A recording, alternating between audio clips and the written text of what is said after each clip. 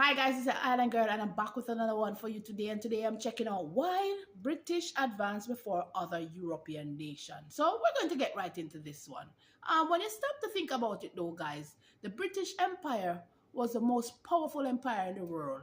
To me, not the Roman Empire. A lot of people will say, oh yeah, the Persian Empire they were the most powerful, but I will disagree based on the fact that a lot of influence in this world is from the British Empire.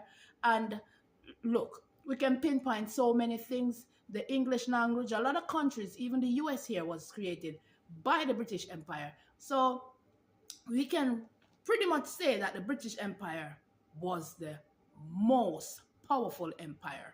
All right, so let's get into this and hear what Thomas Sowell has to say about this one. So if you're new to my channel and it's your first time here, come on in, right back.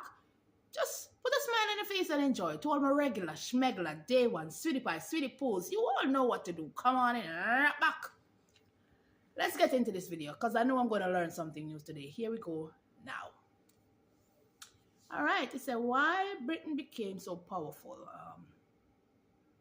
The eggs are taken from the book Conquest. Patterns of conquest have not been determined solely by technology or even by culture in general.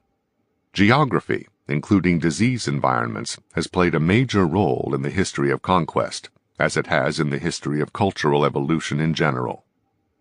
The steppes of Central Asia and the plains of Eastern Europe have been far better settings for cavalry charges than the mountainous terrain of the Balkans or the heavily forested parts of Central Europe, while island nations such as Britain and Japan have of course been wholly immune. China tried to create the effects of natural barriers with its Great Wall, as Hadrian's Wall in Britain and the Maginot Line. Hadrian Wall. What is that? Sorry to pause right there. I have no clue what that is. I think I need to look that up, or let me know in the comment section. What is Hadrian Wall, please, guys? Maginot Line in pre-war France attempted the same thing on a smaller scale. Geographic barriers have spared some peoples from conquest or delayed its coming. Mountainous terrain has permitted independence to persist in some places long after the adjoining lowlands have been overrun by invaders. Morocco, Ceylon, Abyssinia, Scotland, and Tibet are just some of the places in which this has been so. However, geographical barriers have been a mixed blessing, as technological and cultural backwardness have likewise been the fates of many of these isolated regions. Moreover, the relative poverty of such regions has also been one of the deterrents to conquest, along with the fighting abilities of mountain men, for there was little or no profit to be had from the conquest of many such areas.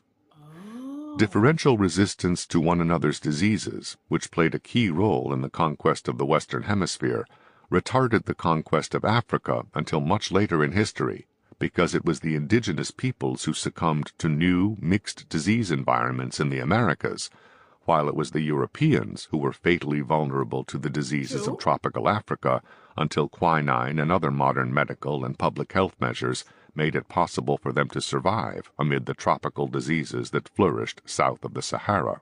That's so true. The Atlantic and Pacific Oceans long protected the indigenous peoples of the Western Hemisphere from the conquerors of the rest of the world, and, even as late as the first half of the 20th century, these oceans made isolationism a viable option for the United States, as it was not for most of the nations of Europe or Asia.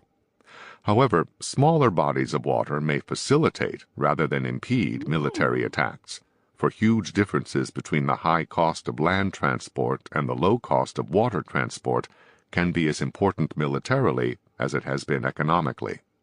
During the Crimean War, for example, the British and the French attacking forces were supplied by water, while the Russian defenders at Sevastopol had to be supplied by land, since the waters were controlled by British and French warships.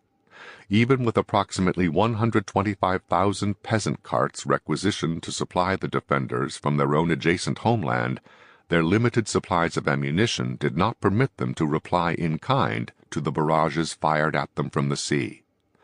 Nor was this simply a matter of conditions favoring attackers or defenders in general. Both in Spain and in Russia, Napoleon's attacking armies met disaster when they had to be supplied over land, while the opposing armies were supplied across water. The inaccessibility of African Oh. rivers to ocean-going warships made this continent less vulnerable to European naval power than much of the Western Hemisphere was.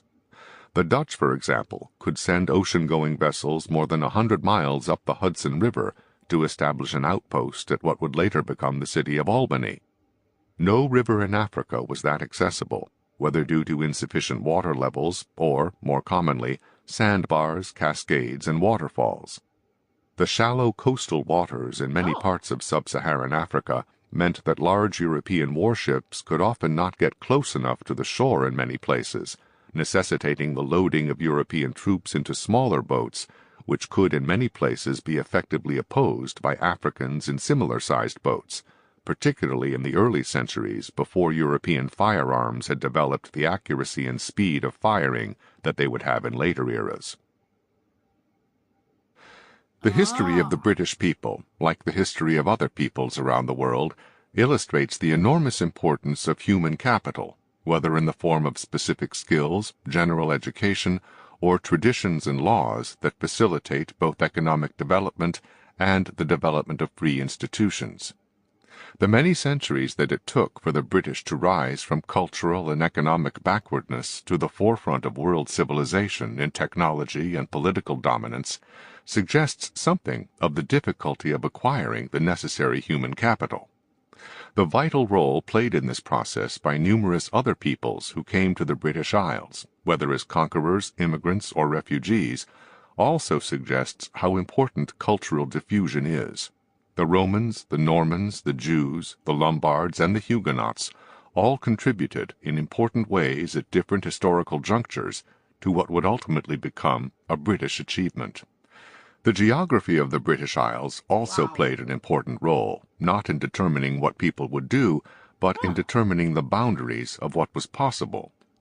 The simple fact that Britain is an island nation and that water transport is vastly cheaper than land transport, and was especially so in the era before railroads, meant that the British could transport heavy raw materials like coal to different parts of the United Kingdom much more cheaply and rapidly than was possible within nations with large interiors such as Germany or the United States, both of which had to wait for the era of railroads to challenge the British in industrialization. The fact that the key raw material Ah, so that's where that comes in because guess what? It was much easier for them to travel by water, like he was saying, to get material around. Much cheaper, much easier than to be inside of those rough terrain and get things done. So that's one of the reasons why they flourish.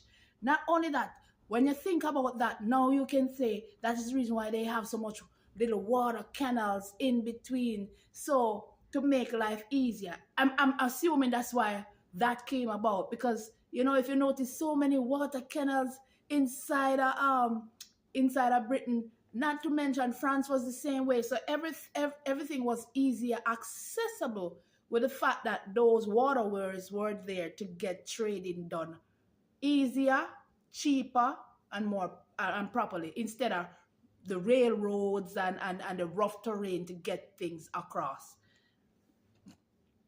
Now you can see why they flourish that much.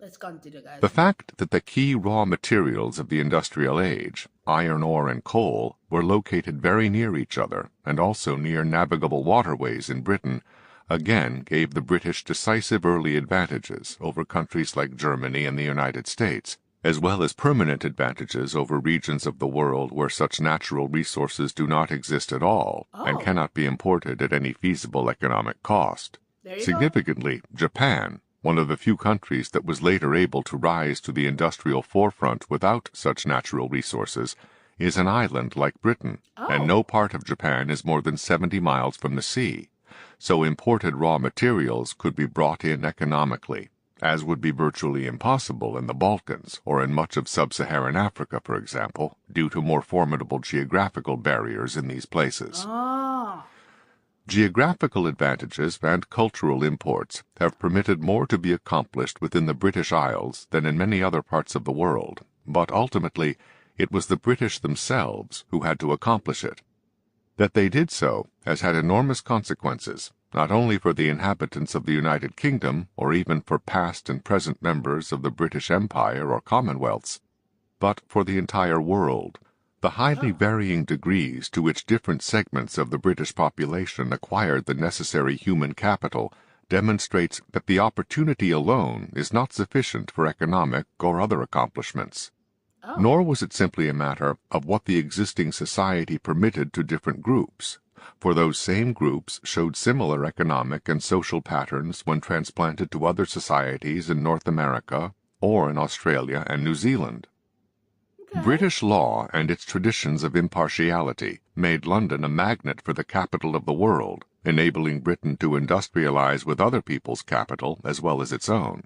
In a later era, the British colony of Hong Kong would similarly attract capital from around the world by the dependability and impartiality of its laws, while many poverty-stricken countries were unable to obtain much-needed capital because of their undependable laws and confiscatory policies toward foreign investors. Okay. British law was, of course, more than an economic asset. Its separation of powers and rights of citizens against the government were the foundation of the freedom of the British themselves. The revolutions of the 17th century, including the beheading of King Charles I in 1649 and the uprisings in 1688 that led James II to flee to France, made the separation of powers even more dramatically vindicated and an indelible part of the British Constitution. While many other Wow. countries copied British systems of law and government, those that succeeded in creating similarly free governments were largely those that came from the same tradition: the United States, Canada, Australia, New Zealand, for the historical experiences that were distilled into powerful traditions were essential to the functioning of the legal and political institutions themselves. While these institutions could be copied by anyone, the history and traditions behind them could not be synthesized, and it was these intangibles that made the tangible institutions and structures work. Wow. I appreciate how very detailed he was in explaining all of this, guys. Wow, that's a lot that he unpacked in such a short video, guys. Not only that, so basically, in a nutshell, let's put it this way: Britain flourished because of its laws, its geography, and the fact that it was a small nation, island nation, where they have their waterways and a lot of their raw material was accessible close to each other instead of the rough terrain that was out there. And one thing I want to say too, if you notice how the way he had explained anything, he did not say that slavery had anything to do with the flourishing of the British Empire.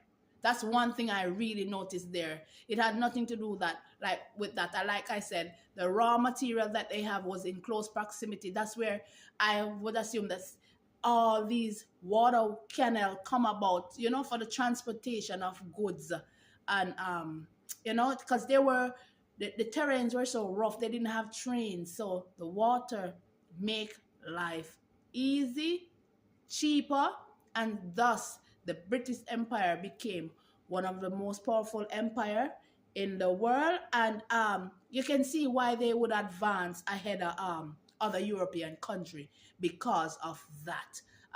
With that said, your girl is running out of here. I hope you guys got something from this video as I did. Don't forget to go into comment section, tell me what you'd like me to react to next, because it will be done. It's your island girl and I'm running out of here. Don't forget to give yourself a big warm hug, stay safe, drop a like on this video. Love you guys, and I'll definitely catch you guys in another video. Bye.